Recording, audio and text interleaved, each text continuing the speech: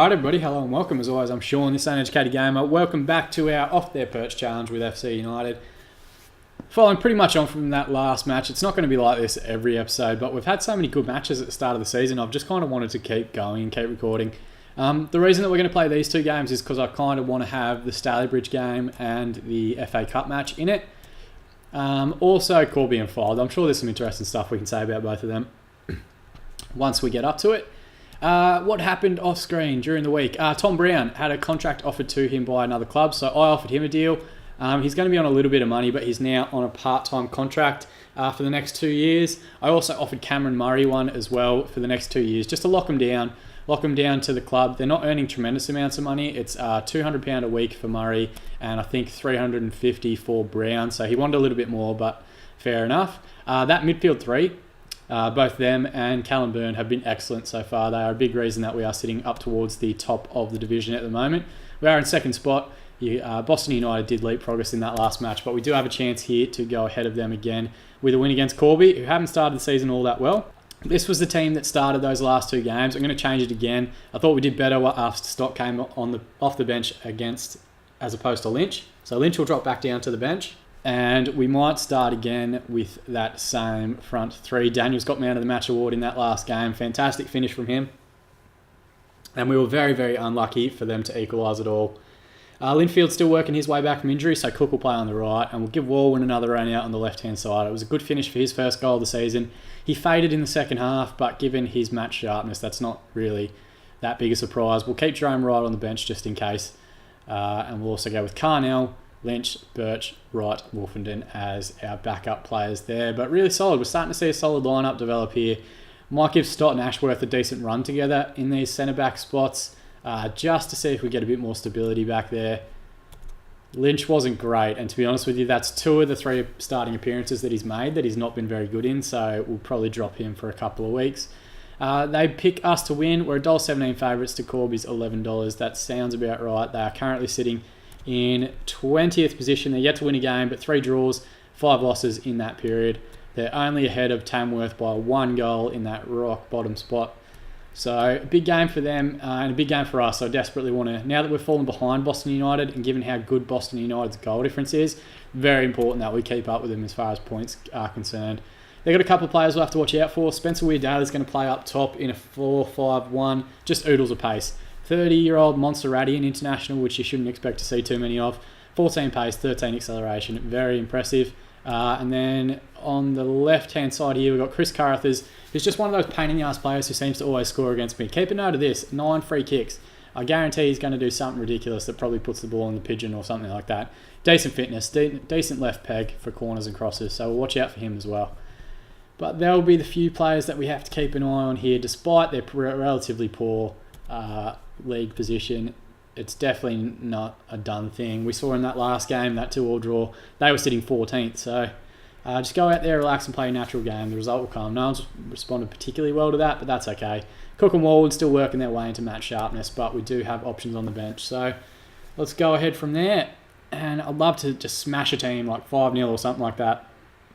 Not a great ball from Byrne, so maybe he's pissed. I've not offered him a new contract yet. Maybe I should. Maybe just to keep the squad content, I'll offer him one as well. We have Brown just signed, Murray I've just offered, and maybe if Murray signs, we'll give Byrne one as well. Just to keep him around next year. It's just an extra year on their part-time deals. Nothing too dramatic. We're rocketing towards the 35th minute now. Jesus, that was quick. 4 shots, none on target for Corby, 3 and 1 for us, 51% possession. We need to at least get 1 hole up before the second half starts. Otherwise, we've been horrendous. Otherwise, I'll be making half-time subs, I can tell you that right now. Jesus Christ. Assertively. Alright, let's just go calmly, keep playing the way you have been and the result will come. Alright, let's go with that. I won't make subs at half-time because Walwyn's responded well, but Walwyn and Cook, they seem to be, there's pretty 2 important roles for us in those wide positions, and they don't seem to be having the greatest games. Cheatham's not playing that well, but he's been excellent so far. I didn't put anyone on the bench. Oh, Wright can play left back, actually, which I know sounds weird, but that's the sentence that I meant. Byrne finds Brownhill on the right. He's put a deep one in. Walwyn goes up, finds Cook. Oh, Cook. Cookie, you're killing me. And Kircher, I think you pronounce that, holds that one on the line. It's a long ball forward. Kircher comes out now. Is he going to pick it up? God, they're time wasting already. It's the 47th minute. Okay, he's going to play it forward. Revan seems to have picked up the ball. Harding goes all the way back to Taylor. Finds Salmons. This is the concern with their 5 in midfield against our 3. Daly puts the ball into Salmons. Thank God he's missed that. Jesus, he was wide open. So 5 shots, none on target still for Corby. 6-2, 49% for us. Though we have picked it up a little bit here in the second half. Let's make these subs. Walwyn's going to come off for right. And Wolfenden's going to come on the right-hand side. Yeah, we'll go with that. Our backline looks fine, given that, except for that one highlight, which had my heart in my mouth. Looking for you to make the difference. He doesn't care, assertively. You have the ability to make a difference. Okay, so Wolfenden has responded. He's going to be playing on the right-hand side today. He can pretty much play anywhere across that front three, though I think he'd rather play as the striker. We'll leave Daniels out there because last time he bailed us out. We just need to find the back of the net here. This will really piss me off if we can't beat fucking Corby at home, considering some of the teams we've already beaten this year. Taylor with the throw-in to Weir Daly. Cut out well by Brown. Finds Stott. Played forward to Byrne. It's a long ball over the top. Daniels is in the area. Slow down, Greg. Plays it back now to Murray. That's good. Finds Byrne. There's a man goal side. Can he find him? It's Wolfenden. Oh, he's gone all the way back to Brownhill. He'll do well to keep it in, and does. Finds Byrne. Lovely overlapping run there from Brownhill. Find the cross. Back stick, right. Oh, Jesus. Lovely move it was, but Wright had very little angle to aim at and managed to only hit the post with that one. But at least they're getting involved, and it was a good overlapping run there from Brownhill as well. 84th minute now. Oh, shit, they've got a corner. Carruthers to whip it in. Byrne first header away with Spencer Weir Daly now. Back to Carruthers, who we spoke about in the build-up, and he's found Thomas backstick. Fuck me. How are we down here? All right, attacking. Overload. Throw everyone forward. Here we go. Misjudged the flight of the ball there. Who was that misjudged? I think it was Cheatham. Right, it's the backstick runner, so it must be Cheatham. Yeah, it is. Poor bugger. He could have had that, and Thomas... Hard to blame the keeper. He's got to get his angles right to stop Carruthers. But we spoke about Carruthers before the game, and it's their first shot on target, and they've scored from it. I think that's going to be it. Murray's played a ball forward, but Courtney takes it away. Forward by Taylor. Out now to the right-hand side with Thomas. It's a deep ball in. Go out for a goal kick. Get it forward quickly. No, the referee's called full time. It's our first loss of the season. It's against fucking Corby. Who the fuck are Corby? Right, so Cheatham not great in that game. Aggressive. That's the sort of match we should be winning. All right, at least everyone's responded well to it. And so there you go, our first loss of the season against fucking Corby, who didn't have a win up until that point. So they've managed to beat us. They go to 6 points and jump up to 20th position.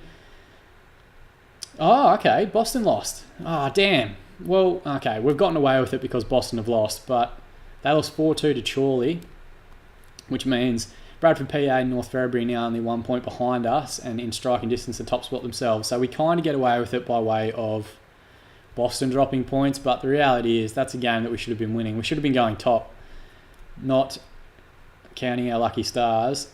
Let's check out the aftermath of this one and see what everyone has to say. I think maybe playing Cook and Walwyn was a mistake for the second game in a row. Alright, FC United fall to late defeat, so not great there. How are we looking for fitness here? Let's have a look at everyone after this match. So they're all down around 60s and 59s. I might give everyone a bit of a rest. They haven't had a rest for a couple of weeks, so they are probably well and truly due for one. And it's a disappointing goal to concede as well. Training, rest for a day, just one day. That'll give us a bit of a break before the Fylde game, but through the magic of editing, let's skip ahead to that one now. Okay, so here we go. You can see FC United take on Fylde. Looks like it's going to be a relatively tight contest given that we lost our last game. Murray's clinched a new deal, so he's going to be on that £200 a week that we spoke of earlier. I might offer Byrne one in a couple of days as well. Fylde are an interesting team. If we hadn't gone FC United, like if FC United hadn't been promoted, I likely would have maybe gone Fylde. Look at this progression here from the regional first divisions up into the regional premier divisions, then straight up that season from the premier divisions into Conference South and actually Conference North, and actually finished second in the league last year, which is phenomenal for a team to just be bouncing up the divisions here. 2 promotions in the last 4 years and just missed out by what must have been a couple of points on top spot in an automatic promotion, and then to lose in the playoffs. Heartbreaking for them. And they wear a night kit, a really sharp looking white one here. I think it's got like blue down the bottom or something, like a real sky blue, and then an orange away kit. So if you're like not a fan of Manchester United and don't want to play as FC United, go and check out Fylde or Fylde, or I don't know how to pronounce it, but Yeah, they look like they're going to be a very impressive squad. And they're playing what looks like a flat 4-3-3, but we'll have a look at that further in a second.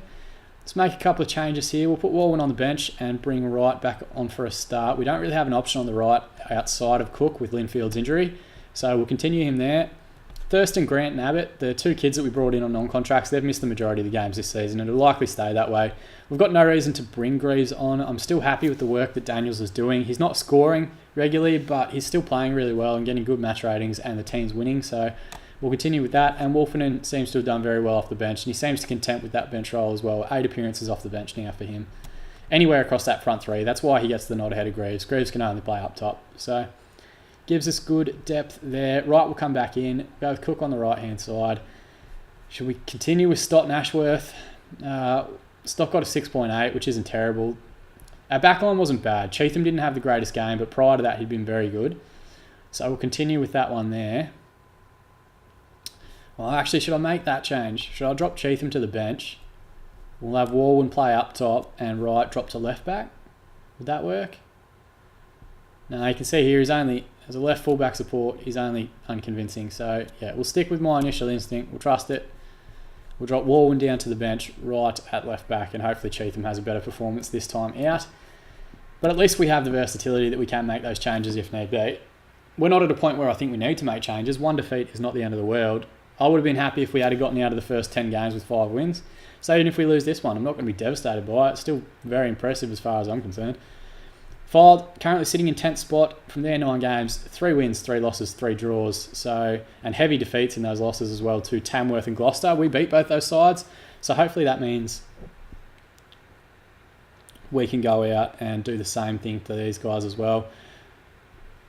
But only 12 points between us and them. So two wins really is just the difference. Looks like they're going to be heavy on the right-hand side. I think this right fullback is set to push on a little bit. Casper Hughes doesn't look to have a whole lot about him, so he might not be a concern there. He's actually a central midfielder who's going to be playing at right back.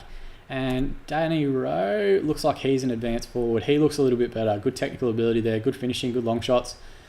He's one that we'll have to watch out for. A flat front three, all 3 of them strikers. Lloyd, yeah, he looks solid, left only, good crossing. He looks more like a winger, but decent pace, 15 and 14.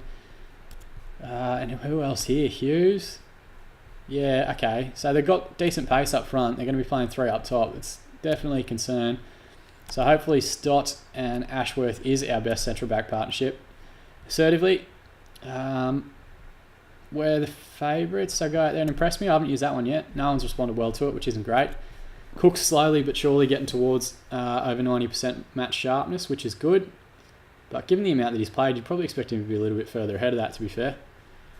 100% possession. As soon as I say it, we dropped down to 44. But 1 shot already, 1 shot on target. Last 2 games we have gone 1-0 up in the first 10 minutes. Doesn't look like that's going to happen here. And it doesn't. We get to the 10-minute mark without conceding. Let's take that as a win. We've not conceded yet. That's great.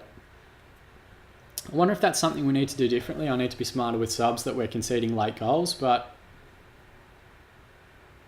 Daniels is offside. Hannigan has picked up a yellow card. So that's good. One of their centre-backs has a yellow. That'll be a concern for them going forward. Again, a very scrappy looking contest here. We've definitely had the better of it. 4 shots, 2 on target. Here's Hinchcliffe now with a highlight. Hoping it's for us. Stott with a lovely header. Daniels comes forward, but Murray immediately switches out right to Cook. Slow down. Finds Murray now. Comes back inside to Brown, who's played it forward. Panicky. Oh, God. Here's Lloyd. We spoke about how quick he was. And that's a good save from King. Got his angles right. Just gave the striker a little bit of a window on his left there to aim for, and thankfully dove well and held on to it. So their first shot on target and first highlight of the game thus far. 43rd minute now, approaching half-time very, very quickly. Brown gets off with a warning. That's good. He's only on a 6.3, but again, that anchorman role just doesn't seem to get the respect it deserves. Assertively, we can still come out of this match with a win. Keep working hard, it'll come. Tom Brown's responded really well to that.